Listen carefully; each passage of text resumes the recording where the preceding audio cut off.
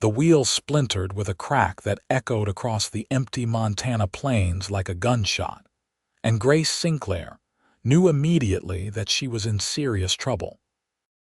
She pulled hard on the reins, bringing the horses to a halt as the wagon listed dangerously to one side, the broken wheel nothing more than jagged wood and twisted iron. The late afternoon sun beat down mercilessly on the grassland stretching endlessly in every direction, and the nearest town, Fort Benton, was still a good 20 miles north according to the hand-drawn map, tucked inside her leather satchel. Grace climbed down carefully, her boots sinking into the dusty earth as she assessed the damage. The wheel was beyond any repair she could manage with the tools she had, and even if she could fix it, she would not know where to start. Her father had always handled such things, but he was 6 months dead now, buried beside her mother back in Kansas. She was alone out here in the Montana Territory, in the year of our Lord 1878, with nothing but a broken wagon, 2 tired horses, and dreams of reaching her aunt's homestead near Fort Benton before winter set in. She shaded her eyes and scanned the horizon, searching for any sign of help, any indication that she was not completely isolated in this vast wilderness. The wind whispered through the tall grass, carrying the scent of sage and distant rain. Nothing moved except the clouds drifting lazily overhead. Grace was just about to unhitch one of the horses and consider riding bareback to find help when she spotted a figure in the distance. A rider, moving at an easy pace across the plain, heading in her general direction. Her heart leaped with hope, then immediately tightened with caution. Out here, a lone woman could not be too careful about who she trusted. She reached beneath the wagon seat and pulled out her father's old revolver, checking to make sure it was loaded before tucking it into the deep pocket of her traveling dress. The rider drew closer, and Grace could make out more details. A man, tall in the saddle, wearing a wide-brimmed hat and what looked like a long duster coat despite the heat. He sat his horse with the easy confidence of someone who had spent most of his life in the saddle. As he approached, he raised one hand in a peaceful greeting, slowing his horse to a walk. "Afternoon, miss," he called out when he was close enough to be heard without shouting. "Looks like you have run into some trouble." Grace studied him carefully as he dismounted. He was young, maybe 25 or 26, with dark hair that curled slightly at his collar and eyes the color of creek water in summer. His face was tanned and weathered from sun and wind, with the kind of strong features that suggested he came from good stock. He moved with a kind of easy grace, unhurried but purposeful. "My wheel broke," Grace said, keeping her voice steady and her hand near her pocket. "About 10 minutes ago." "I am Quinn Walker," the man said, removing his hat and revealing more of his face. "I've got a ranch about 15 miles west of here. Was heading into Fort Benton for supplies when I saw your wagon." He gestured toward the broken wheel. "Mind if I take a look?" Grace hesitated for just a moment, then nodded. "Grace Sinclair, I would appreciate any help you can offer." Quinn knelt beside the damaged wheel, running his hands over the splintered wood and examining the iron rim that had come loose. He let out a low whistle. "You hit something pretty hard. Rock, most likely, hidden in the grass." "I never saw it," Grace admitted. One moment everything was fine. The next moment there was this terrible cracking sound. Quinn stood, brushing dust from his knees. "The good news is I can fix this.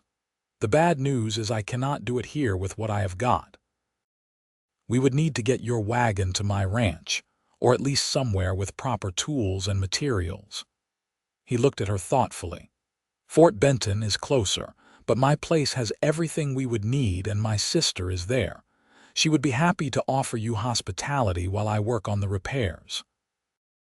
Grace felt relief wash through her, though she kept her expression carefully neutral. "That is very kind of you, Mr. Walker, But how do we get the wagon to your ranch with a broken wheel? Quinn was already moving toward his horse, pulling rope from his saddlebags. We are going to rig up a temporary support using some of this rope and a couple of sturdy branches. It will not be pretty, and we will have to go slow, but it should hold long enough to get us there. He paused and looked at her with something that might have been amusement in his eyes. That is, if you are willing to trust a stranger. Do I have much choice? Grace asked, though she found herself wanting to trust him. There was something solid and dependable about Quinn Walker, something that reminded her of her father in the way he assessed problems and moved directly toward solutions. There is always a choice, Quinn said seriously. I could ride into Fort Benton and send back a wagon to fetch you if you would prefer. It would mean spending the night out here alone, but I would understand if that felt safer to you. Grace considered this, weighing her options. Spending a night alone on the open plains did not appeal to her, and something in her gut told her that Quinn Walker was exactly what he appeared to be, an honest man offering honest help. I will come with you to your ranch, if your sister truly would not mind the imposition. Molly loves company, Quinn assured her.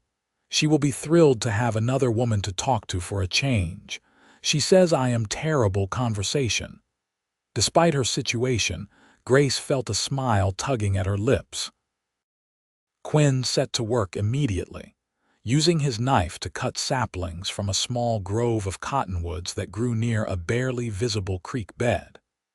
He worked with the kind of efficient competence that spoke of years of solving problems with whatever materials were at hand. Grace watched as he fashioned a makeshift support for the broken wheel, binding branches and rope together in a way that looked surprisingly sturdy. You have done this before, Grace observed. Different variations, same principle, Quinn said without looking up from his work. Out here, you learn to make do with what you have got. Hardware store is not exactly around the corner. Within an hour, he had rigged up a support that allowed the wagon to bear weight without collapsing entirely. It looked precarious, and Grace could not imagine it holding for long, but Quinn seemed satisfied with his work. We will take it real slow, he said, wiping sweat from his forehead. I will ride ahead and make sure the ground is clear of any more surprises. You drive the wagon and follow my lead. We should make it back before full dark if we leave now. Grace climbed back onto the wagon seat, gathering the reins in her hands. Quinn mounted his horse, a beautiful chestnut gelding with intelligent eyes, and positioned himself a few yards ahead. He turned in his saddle to look back at her. Ready, he called. As I will ever be, Grace answered. They started moving, Quinn setting a pace that was barely faster than a walk. The makeshift wheel support creaked and groaned with every rotation, but it held. Grace kept her attention divided between following Quinn's path and monitoring the wagon's stability. The sun was sinking lower in the west, painting the sky in shades of orange and pink. As they traveled, Quinn occasionally called back to her, pointing out landmarks or asking if the wagon was holding up. There was something comfortable about his presence, something that made the vast loneliness of the plains feel less overwhelming. Grace found herself studying the way he sat his horse, the confident set of his shoulders, the way he constantly scanned their surroundings with alert eyes. So what brings you to Montana Territory? Quinn asked during one of their brief rest stops. He had dismounted to check the wheel support, and Grace had climbed down to stretch her legs. My aunt has a homestead near Fort Benton, Grace explained.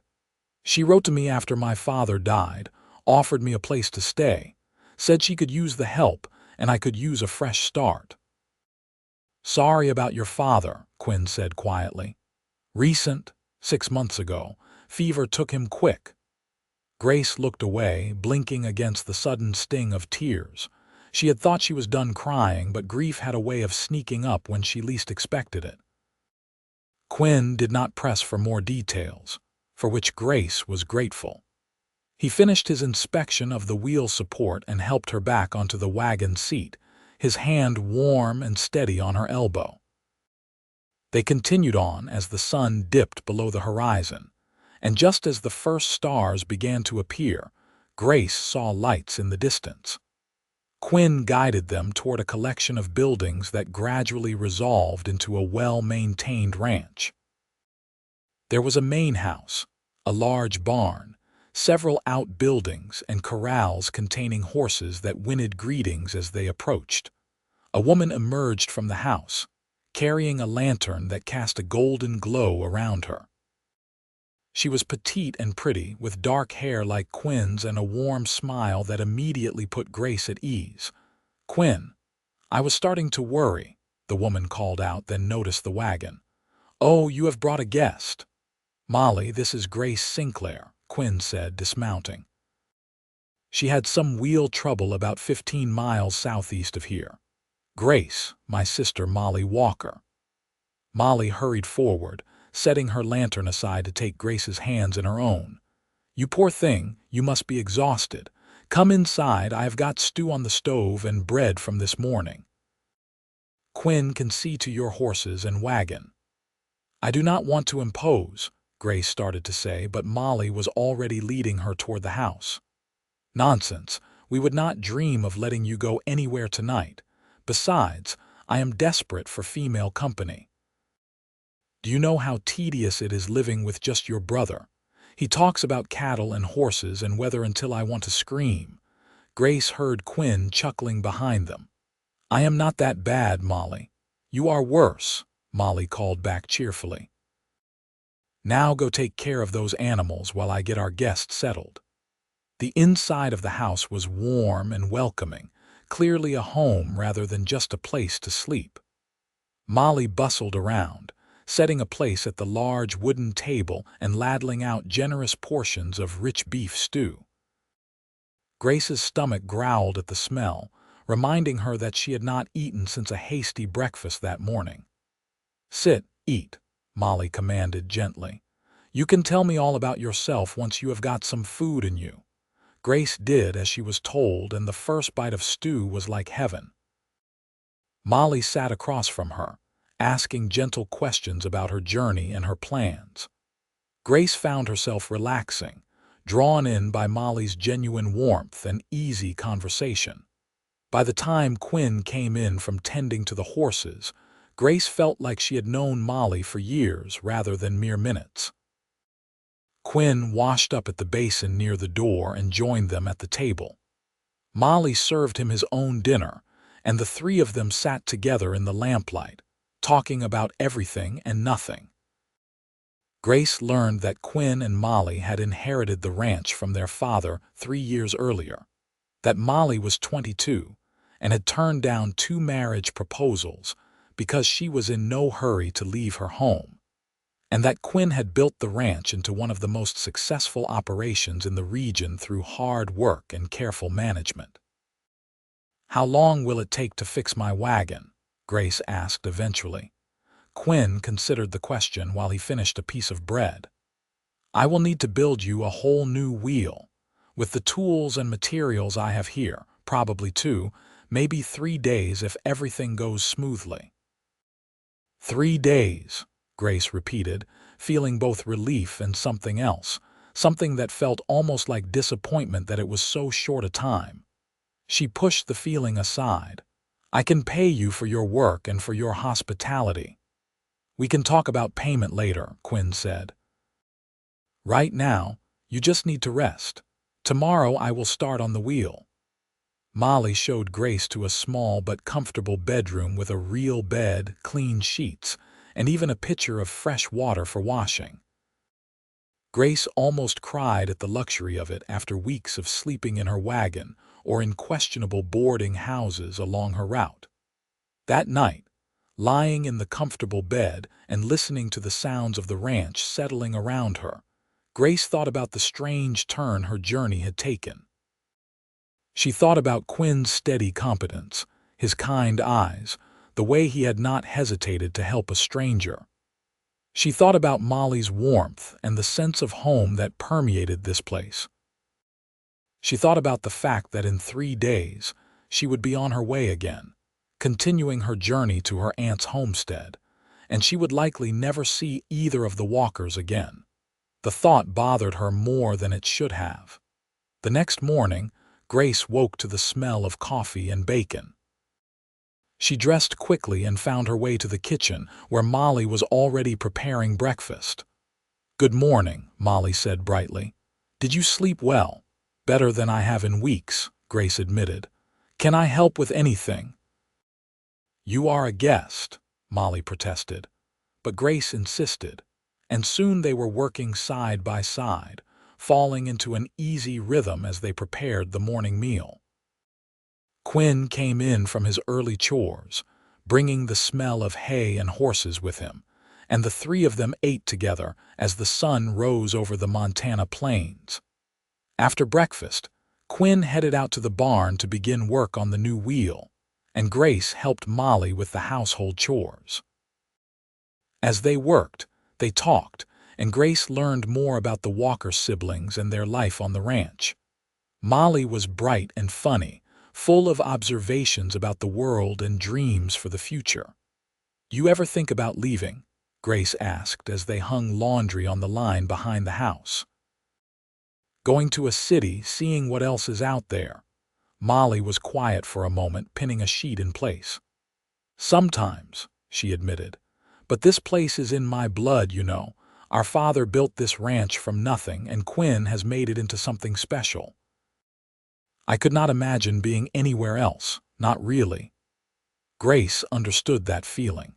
She had felt the same way about the farm in Kansas, until her parents had died and the place had become too full of ghosts to bear. Around midday, Molly suggested they bring lunch out to Quinn. They packed a basket with sandwiches and fresh lemonade and walked out to the barn, where they found Quinn bent over his workbench, sweat dampening his shirt as he carefully shaped a piece of wood. He looked up when they entered, and Grace felt something flutter in her chest at the sight of him. There was something about watching a man work with his hands, creating something useful and necessary, that was deeply attractive. She quickly looked away, focusing on the basket Molly was unpacking. "Thought you might be hungry," Molly said. "Starving," Quinn admitted, setting down his tools and wiping his hands on a rag. "This is coming along well. I should have the basic structure done by tonight." They sat together in the shade of the barn's entrance, eating and watching the horses in the nearby corral. Quinn explained what he was doing with the wheel, the techniques he was using, the measurements that had to be exact for it to work properly. Grace found herself fascinated, not just by the work itself, but by the way Quinn talked about it, with pride and precision. "You really love this, do not you?" she said. "Building things, fixing things." Quinn smiled, and it transformed his whole face. "I guess I do. There is something satisfying about taking something broken and making it whole again, making something that will last." After lunch, Molly returned to the house to work on mending, but Grace lingered, watching Quinn work. He did not seem to mind her presence, occasionally explaining what he was doing or asking her to hold something while he made an adjustment.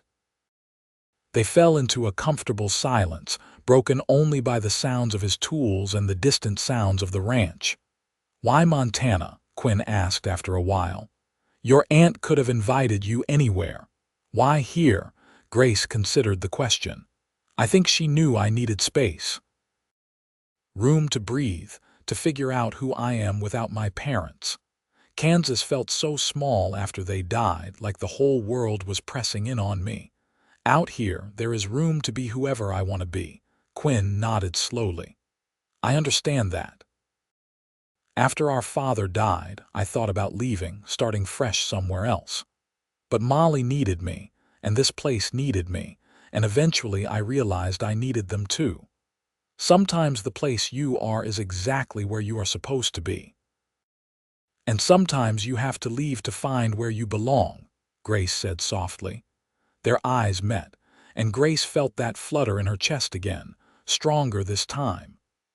Quinn held her gaze for a long moment before returning his attention to the wheel. That evening, after dinner, Quinn announced that he had made good progress and would definitely have the wheel finished within 3 days. Grace thanked him, trying to ignore the sinking feeling in her stomach. 3 days suddenly seemed like such a short time. The next day followed a similar pattern. Grace helped Molly with the household work in the morning, then spent the afternoon in the barn with Quinn. They talked about everything, their childhoods, their dreams, their fears. Grace found herself sharing things she had not told anyone, and Quinn listened with genuine interest, occasionally offering his own experiences in return. She learned that Quinn had taught himself to read when he was 12 because the nearest school was too far away for regular attendance. She learned that he had once traveled to Denver and had hated the crowds and noise, preferring the quiet solitude of the ranch. She learned that he had loved a girl once when he was 19, but she had wanted a husband who would take her to San Francisco, and Quinn could not imagine leaving Montana. "You regret it?" Grace asked. Letting her go, Quinn shook his head. "If she could not love this place the way I do, then she could not really love me. You cannot separate a man from what he loves and expect him to stay whole." Grace thought about that, about what it meant to love a place so deeply that it became part of your identity. She had loved Kansas, but it had been the people more than the land. Without her parents, Kansas had lost its hold on her heart. On the 3rd day, Quinn worked from dawn until well after dark, determined to finish the wheel. Grace brought him meals and coffee, watching as the wheel took its final shape. It was beautiful, she realized, the way all well-crafted things are beautiful. Each spoke was precisely placed, each joint perfectly fitted. Quinn had even carved a small design into the hub, a detail no one would notice, but that showed the pride he took in his work. "It is finished," Quinn announced finally, stepping back to examine his creation. "We can install it tomorrow morning and you can be on your way." "On my way," Grace repeated, and the words felt heavy in her mouth. That night, Grace could not sleep. She lay in bed, staring at the ceiling, trying to untangle the knot of emotions in her chest. In just 3 days, this place had started to feel like home. Molly had become a friend, the kind of friend Grace had not realized she was missing. And Quinn had become something else entirely, something Grace was almost afraid to name. She thought about her aunt's homestead, waiting for her near Fort Benton. She thought about the new life she had been planning, the fresh start she was supposed to be making. She thought about Quinn's words, about how you cannot separate a man from what he loves and expect him to stay whole. The next morning dawned clear and beautiful. Quinn and Grace worked together to install the new wheel on her wagon, with Molly supervising and offering encouraging comments. The wheel fit perfectly, and when it was secured in place, Quinn spun it to make sure it rotated smoothly. "Good as new," he declared. "Better, even. This wheel will outlast the rest of the wagon." Grace tried to smile, tried to feel the relief and gratitude she knew she should be feeling. Instead, she felt like crying. Molly invited her to stay for one more night, to rest before continuing her journey, but Grace declined. She needed to go, needed to keep moving before she did something foolish like ask if she could stay forever. As Grace prepared to leave, Molly hugged her tightly. "You will write to us, will not you? Let us know you arrived safely." "Of course," Grace promised, meaning it. She had grown to love Molly like a sister. Quinn helped her load the few things she had brought into the house back onto the wagon. Then he stood there, his hands shoved into his pockets, looking like he wanted to say something but could not find the words. "Thank you," Grace said, breaking the silence, "for everything. I do not know what I would have done if you had not come along." "Anyone would have done the same," Quinn said, which they both knew was not true. Grace climbed onto the wagon seat and gathered the reins. This was it, the moment she would drive away and probably never see Quinn Walker again. She should say goodbye, should thank him one more time, should do all the proper things. Instead, she found herself just sitting there looking down at him. Quinn stepped closer to the wagon. "Grace, I know we have only known each other for 3 days, but I feel like I need to say something, even if it makes me sound like a fool." Grace's heart was pounding so hard she was sure he could hear it. "What is it?" "These past 3 days have been, well, they have been some of the best days I can remember. Talking with you, working while you were there, just having you around, it felt right in a way I cannot quite explain. And I know you have got plans, a place you are supposed to be, a life you are trying to start. But I keep thinking about what might happen if you stayed. Not forever, not right away, but just for a while longer. Get to know us better, give this place a chance, give me a chance." Grace could barely breathe. "Quinn, I cannot just abandon my plans. My aunt is expecting me." "I know," Quinn said quickly. "And I am not asking you to abandon anything, but Fort Benton is only a day's ride from here. You could go see your aunt, explain the situation, and if she could spare you for a few weeks, you could come back here. See if what I am feeling, what I think you might be feeling too, is real or just something that happened because we were thrown together by chance." Grace looked at him, really looked at him. This honest, hard-working man who had helped a stranger without expecting anything in return, who had spent 3 days building a perfect wheel because that was the kind of man he was, who was now standing beside her wagon with his heart in his eyes, asking her to take a chance on something neither of them could predict or control. "What exactly are you asking me, Quinn Walker?" Grace said, her voice barely above a whisper. Quinn reached up and took her hand, his calloused fingers gentle around hers. "I am asking you to let me court you properly, to give us time to see if this feeling might grow into something lasting. I am asking where we are going, because I do not want this to be the end. I want it to be a beginning." Grace felt tears spilling down her cheeks, but they were not sad tears. They were the tears that come when something inside you that has been locked away for too long finally breaks free. "Where are we going?" she repeated, and then she was laughing and crying at the same time. "Quinn, I have been trying to figure out where I was going for 6 months now. I thought it was to my aunt's homestead. I thought it was to a new life in Montana. But maybe I was going here all along. Maybe that broken wheel was not bad luck at all." Quinn's face lit up with a smile that made him look younger, happier, more alive. "Is that a yes?" "It is a yes to going to see my aunt and explaining that I will be delayed," Grace said, her practical nature reasserting itself even through the joy. "It is a yes to coming back here for a visit, to giving us, whatever this is, a proper chance. But Quinn, I cannot promise more than that right now." "I am not asking for promises," Quinn assured her. "I am just asking for a chance," Grace nodded, squeezing his hand. "Then yes." "Yes to all of it." Quinn let out a whoop that startled the horses and made Molly come running from the house. When she saw her brother and Grace holding hands, both of them grinning like fools, she let out her own happy cry. "I knew it," Molly exclaimed. "I told Quinn on the first night that you were special, that he should not let you just ride away. I knew it."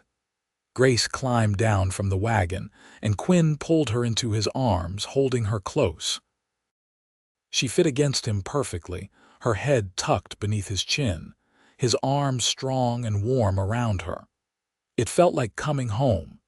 They decided that Grace would continue on to Fort Benton that day, as planned, but Quinn would ride with her, both to make sure she arrived safely and to meet her aunt. Molly packed them provisions for the journey and made Grace promise to return soon. The ride to Fort Benton took most of the day, but Grace did not mind. She and Quinn talked the whole way, sharing more stories, making plans, dreaming out loud about possibilities. By the time they reached the outskirts of town, Grace felt like she knew Quinn better than people she had known for years. Her aunt's homestead was a small but well-maintained property on the northern edge of Fort Benton. Aunt Margaret came out to meet them, a sturdy woman in her 50s with graying hair and sharp eyes that missed nothing. "Grace, child, you finally made it," Margaret said, pulling her niece into a firm hug. "And who is this?" Grace introduced Quinn and explained what had happened, how her wagon had broken down and how Quinn had fixed it. She carefully did not mention the feelings that had developed between them, at least not right away. Margaret invited them both inside for coffee and pie, and over the course of the afternoon, Grace gradually revealed the real reason for Quinn's presence. Margaret listened to everything, her expression giving nothing away. When Grace finished explaining that she wanted to spend some time at the Walker Ranch before settling in with her aunt, Margaret was quiet for a long moment. "You are 20 years old, Grace," Margaret said finally. "Old enough to make your own decisions. If you think this young man might be someone special, then you should take the time to find out for sure. Lord knows life is too short to wonder about what might have been." Grace felt relief flood through her. "You are not angry, child, I am delighted. I invited you here because I thought you needed family, needed people who care about you. If you have found that with the Walkers, then my job is already half done." Margaret turned her sharp gaze on Quinn. "But you treat her right, young man. Grace has been through enough heartache." "Yes, madam," Quinn said seriously. "I intend to treat her better than right." Grace stayed with her aunt for 2 days, helping her around the homestead and getting to know her better. Quinn stayed in town at the boarding house, but he came out to the homestead each day, helping with chores and slowly winning Margaret over with his quiet competence and obvious devotion to Grace. On the 3rd day, Grace packed a bag with enough clothes and belongings for an extended visit and said a temporary goodbye to her aunt. "You come back and visit me," Margaret commanded. "And if things do not work out with that cowboy, you always have a place here." "Thank you, Aunt Margaret," Grace said, hugging her tightly, "for understanding, for everything." The ride back to the Walker Ranch felt different from the ride away from it. This time, Grace was not leaving, she was arriving. This time, she was not alone with her grief and uncertainty. She was riding beside a man who made her laugh and made her think and made her feel things she had thought she might never feel. Molly was waiting for them when they arrived, and she had clearly been busy. The guest room had been freshened up, wildflowers placed in a vase on the dresser. She hugged Grace like a long-lost sister and immediately began chattering about all the things they could do together. The days that followed fell into a gentle rhythm. Grace helped Molly with the household work in the mornings, learning the particular routines of the ranch. In the afternoons, she often joined Quinn as he went about his work, riding out to check on cattle or mend fences or tend to the 100 other tasks that kept a ranch running. He taught her to rope, laughing when her first attempt sent the lasso everywhere except where she aimed it. He showed her his favorite spots on the property, a creek where the water ran clear and cold, a hilltop where you could see for miles in every direction. They talked constantly, about everything and nothing. Grace told him about her childhood in Kansas, about her mother's garden and her father's terrible jokes, and the dog she had loved who had died when she was 12. Quinn told her about learning to ride when he was 4, about the time he had tried to break a Mustang and had ended up with a broken arm, about his father's last words, which had been about taking care of the land and taking care of Molly. In the evenings, the 3 of them would sit on the porch, watching the sun set over the plains and listening to the night sounds of the ranch.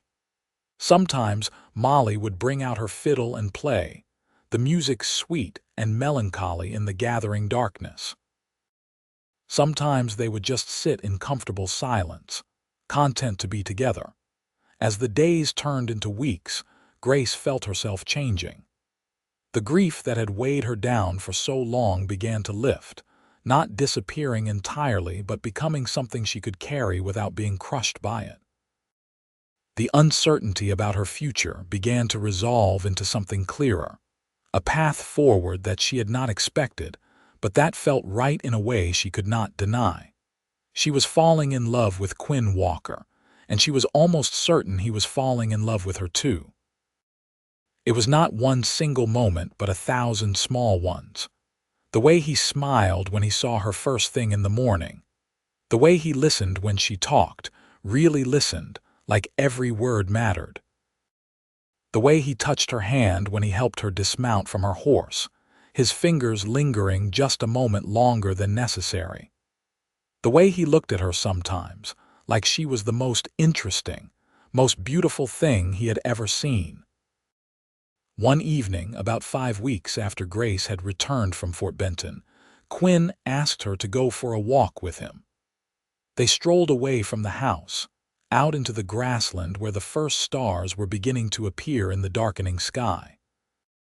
"Grace, I need to tell you something," Quinn said, stopping and turning to face her. "I have been trying to find the right words, the right time, but I do not think there is a right time for this. I just need to say it." Grace's heart was pounding again, the way it had the day she had tried to leave. "What is it?" "I love you," Quinn said simply. "I think I started loving you the moment I saw you standing beside that broken wagon, so determined and brave and beautiful. Every day since then, I have just loved you more. I love the way you laugh at Molly's terrible jokes. I love the way you are not afraid to get your hands dirty. I love the way you look at the world like you are seeing it fresh every day. I love you, Grace Sinclair, and I need you to know that, even if you are not ready to say it back yet." Grace felt like her heart might burst. "Quinn Walker, you are the most stubborn, wonderful, exasperating man I have ever met, and I love you too. I think I started loving you when you asked me where we were going, like my destination was your destination too. Like we were in this together from the start." Quinn pulled her into his arms and kissed her, and it was everything a first kiss should be. Gentle and passionate, tentative and sure, a question and an answer all at once. When they finally pulled apart, both of them were breathless and grinning. "Marry me," Quinn said. "I know it is fast. I know we have only known each other for a couple of months, but I have never been more sure of anything in my life. Marry me, Grace. Build a life here with me. Let me love you for the rest of our days." Grace looked up at him, at this man who had fixed her broken wagon and somehow fixed her broken heart in the process. She thought about her plans, about the life she had thought she would have, about all the reasons she should say no or at least ask for more time. Then she thought about Quinn's words from that first day, about how sometimes the place you are is exactly where you are supposed to be. She thought about how she felt when she was with him, complete and whole and home. "Yes," she said. "Yes, Quinn, I will marry you." They walked back to the house hand in hand, and when they told Molly, she screamed with joy and immediately started planning the wedding. They decided to have a simple ceremony in Fort Benton, with Aunt Margaret and the few friends the Walkers had in the area. Molly insisted on making Grace's dress herself, and spent the next 3 weeks sewing and fitting and sewing some more until she had created something beautiful. The wedding took place on a crisp October morning, just as the aspen leaves were turning gold. Grace wore Molly's creation, a simple but elegant dress of cream-colored silk, with her mother's locket around her neck. Quinn wore his best suit, his hair neatly combed, looking nervous and happy and so handsome that Grace felt tears prick her eyes when she saw him waiting for her at the front of the small church. Aunt Margaret gave her away, pressing a kiss to her cheek and whispering, "Your parents would be so happy for you, child." The ceremony was short and sweet, the words of the preacher blending with the sound of wind outside and the creaking of the old church pews. When Quinn slipped the simple gold band onto her finger and the preacher pronounced them husband and wife, Grace felt like the luckiest woman in Montana territory. They had a small celebration at Margaret's homestead, with food and dancing and more laughter than Grace had heard in a long time. As the sun began to set, Quinn pulled her aside, away from the festivities. "Ready to go home, Mrs. Walker?" he asked, and Grace loved the sound of her new name. "Ready," she said. They rode back to the ranch together in a wagon Quinn had decorated with ribbons, arriving under a sky full of stars. Molly had made herself scarce for the night, staying in town with friends, giving the newlyweds privacy. That night, in the bedroom that would now be theirs together, Quinn was gentle and patient, showing Grace with his hands and lips and whispered words just how much he loved her. Grace felt herself blossom under his touch, shedding the last of her grief and uncertainty and becoming fully, wholly, joyfully alive. The months that followed were among the happiest of Grace's life. She and Quinn settled into married life with surprising ease, learning each other's rhythms and habits, building a partnership based on love and respect and genuine friendship. Grace took on more responsibility around the ranch, discovering that she had a natural talent for managing the business side of things. Quinn taught her everything he knew about ranching, and she taught him about record keeping and planning for the future. Molly continued to live with them, and the three of them made an efficient, happy household. Grace had worried initially that Molly might feel like a third wheel, but Molly seemed genuinely happy to have her brother settled and content. She and Grace grew even closer, true sisters in all but blood. Winter came, blanketing the ranch in snow and making outdoor work more challenging. But Grace loved the winters in Montana, the stark beauty of the landscape, the cozy evenings by the fire, the way Quinn would pull her close during the long, cold nights. Spring brought new life to the ranch, new calves in the pastures and foals in the stables. It also brought news that made Grace's heart race with joy and terror in equal measure. She was pregnant. She told Quinn one evening after dinner, pulling him aside and placing his hand on her still flat stomach. "We are going to have a baby," she said simply. Quinn's face went through a series of expressions, shock and wonder and pure joy. He picked her up and spun her around, making her laugh and protest that he would make her dizzy. Then he set her down carefully like she was made of glass, his hands gentle on her shoulders. "A baby," he breathed. "Our baby. Grace, you have made me the happiest man alive." Molly was equally thrilled when they told her, immediately beginning to knit blankets and sew tiny clothes. Aunt Margaret came to visit and fussed over Grace, making sure she was eating enough and resting enough and taking proper care of herself. The pregnancy was not easy. Grace suffered from terrible nausea in the early months and swelling and exhaustion in the later ones. But Quinn was attentive and caring, taking on more of her chores without complaint, bringing her tea when she felt sick, rubbing her feet when they ached. On a warm day in late September of 1879, after a labor that lasted nearly 24 hours, Grace gave birth to a healthy baby boy. They named him James after Quinn's father, and when Quinn held his son for the first time, Grace saw tears streaming down his face. "He is perfect," Quinn whispered. "You are perfect. I cannot believe how lucky I am." Motherhood changed Grace in ways she had not expected. She had thought she might feel trapped or overwhelmed, but instead, she felt empowered and purposeful. She loved nursing James, loved watching him grow and change, loved seeing Quinn's features emerging in their son's face. As James grew, the ranch prospered. Quinn's careful management and Grace's business acumen combined to make the operation more successful than it had ever been. They expanded their herd, improved their breeding stock, and became known throughout the territory for the quality of their cattle and horses. Molly eventually did marry, when James was 3 years old, to a quiet, kind schoolteacher who had come to Fort Benton. Grace missed having her sister-in-law in the house, but Molly and her husband settled nearby and they remained close. When James was 5, Grace gave birth to a daughter they named Sarah, after Grace's mother. 2 years after that, another son arrived whom they named Thomas. The house that had once seemed so quiet was now full of noise and life and laughter, full of the organized chaos that comes with raising children. Quinn proved to be a wonderful father, patient and playful, teaching his children about the ranch and the land with the same care he had once shown Grace.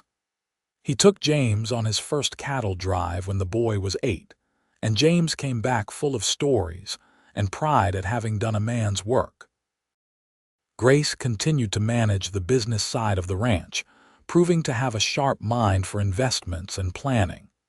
She started a small breeding program for horses that became quite successful, and she corresponded with other ranchers throughout the territory, sharing ideas and innovations. The years passed in a blur of seasons and celebrations, of hard work and simple pleasures. Grace and Quinn's love deepened and matured, becoming something even stronger than the initial passion that had brought them together. They learned to communicate without words, to anticipate each other's needs, to work together as a seamless team. There were hard times too, of course. A terrible winter when they lost half their herd to cold and starvation. A drought that lasted 3 years and tested their patience and resources. The grief when Aunt Margaret passed away peacefully in her sleep at the age of 70. The terror when Sarah fell from a horse and broke her arm, and later when Thomas came down with scarlet fever. But they weathered every storm together, Grace and Quinn, their love a constant in a changing world. They watched Montana Territory become a state in 1889, celebrated the arrival of the railroad to Fort Benton, and adapted to the changes that came with the closing of the frontier. One evening, when Grace was 40 and Quinn was 45, they sat together on the porch they had sat on so many times before. Their children were grown now, James running the day-to-day operations of the ranch, Sarah married to a lawyer in Fort Benton, Thomas studying to be a veterinarian in Denver. The house was quiet again, just the two of them like in the early days. You ever think about that day? Quinn asked, taking her hand in his. The day your wagon broke down, all the time, Grace admitted. I think about who I was then, so lost and alone and trying to be brave. I think about how scared I was when that wheel cracked, and how that fear turned out to be the best thing that ever happened to me. Where are we going? Quinn said softly, echoing the words he had said all those years ago. Grace smiled, leaning her head against his shoulder. We are already here, my love. We have been here all along, exactly where we are supposed to be. Quinn kissed the top of her head. I would not change a single moment of it, not one. Every day with you has been a gift. They sat together in the gathering darkness, watching the stars emerge one by one, the same stars that had shone on the night they had first declared their love. The ranch stretched out around them, the land they had worked and loved and built a life upon. In the distance, they could hear cattle lowing and horses moving in the corrals, the familiar sounds of home. Grace thought about the journey that had brought her here, from Kansas to Montana, from grief to joy, from loneliness to a love so deep and true it still took her breath away. She thought about the broken wagon wheel that had seemed like a disaster but had turned out to be destiny.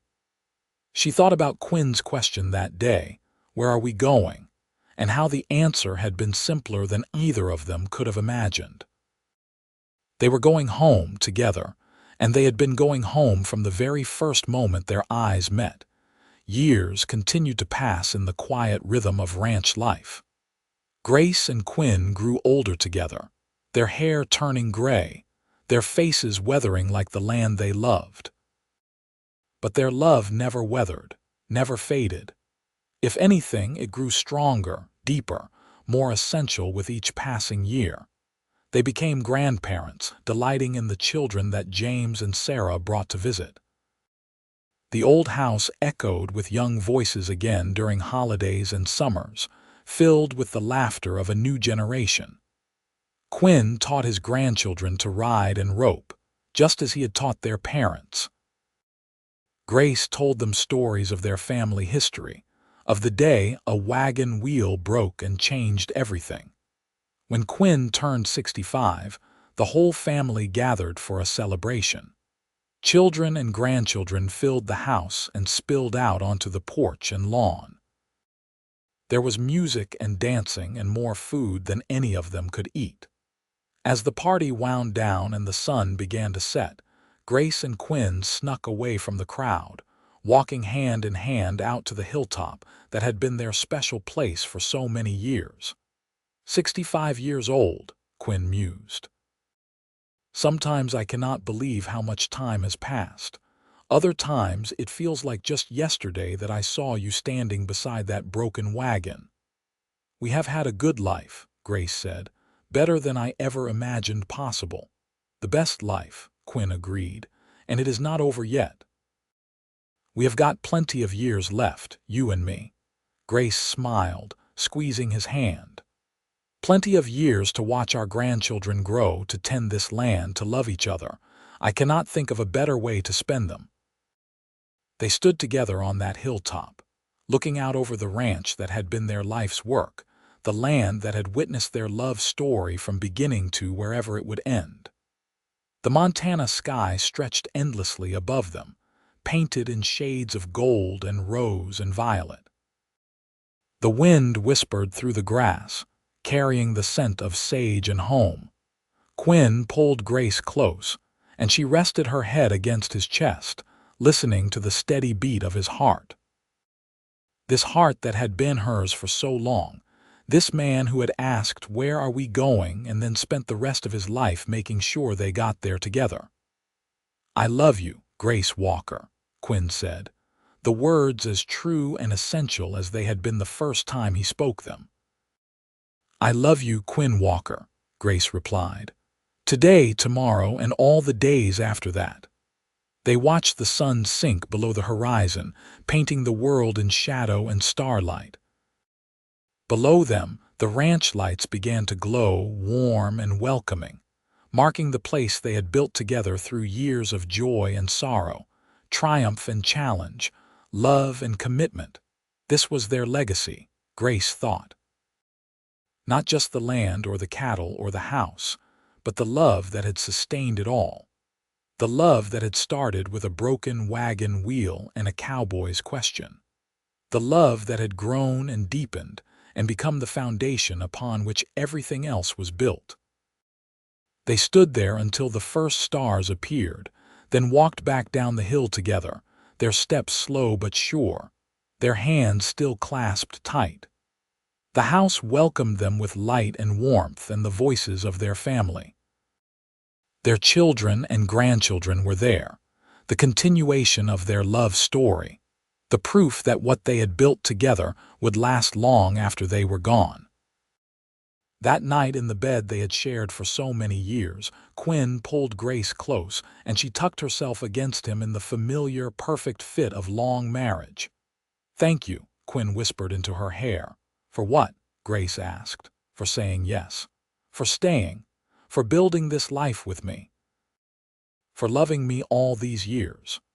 Grace lifted her head to look at him, seeing the young cowboy he had been in the lines of his weathered face, seeing the love that had never dimmed in his eyes.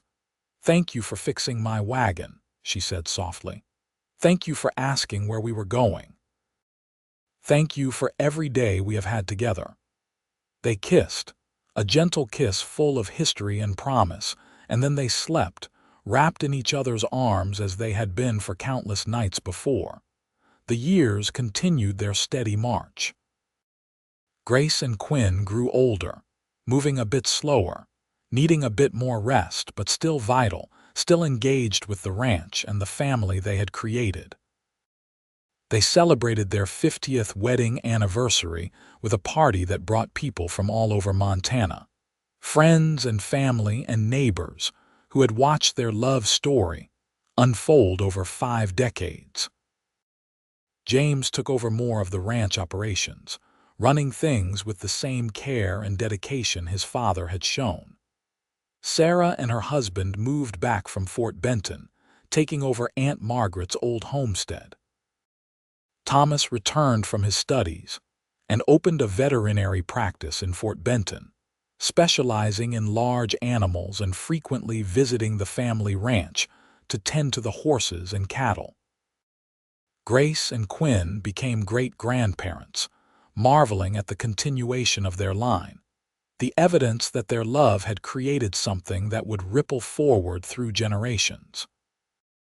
They spent their days quietly now, tending the garden, sitting on the porch, taking slow walks around the property they knew as well as they knew each other.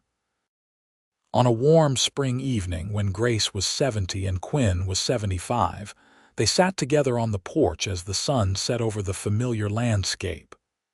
Grace had been feeling tired lately, her body slowing down in ways that could not be denied. But she was content, more than content. She was fulfilled in a way that had nothing to do with achievement and everything to do with love. "Quinn," she said quietly, "if I could go back to that day when my wagon broke, knowing everything that would happen, all the joy and all the sorrow, I would not change a single thing." Quinn brought her hand to his lips, kissing her knuckles gently. "Neither would I, my love. Every moment has been worth it." They sat in comfortable silence, watching the stars emerge. Grace felt a deep peace settle over her, the peace of a life well lived and a love well given. She thought about the girl she had been, frightened and alone on the Montana plains with a broken wagon wheel. She thought about the cowboy who had stopped to help, who had fixed more than just her wagon. "Where are we going?" Grace whispered, echoing the question that had changed her life so long ago. Quinn smiled, understanding as he always did. "Wherever we need to be, as long as we are together."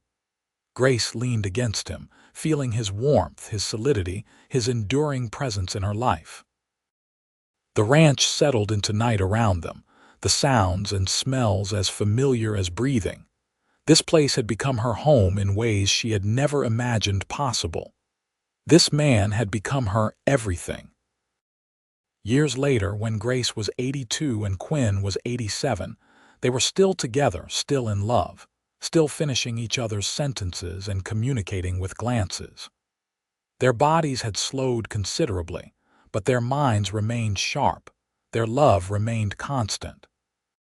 Quinn passed away peacefully one winter morning, Grace holding his hand as his breathing gradually slowed and stopped.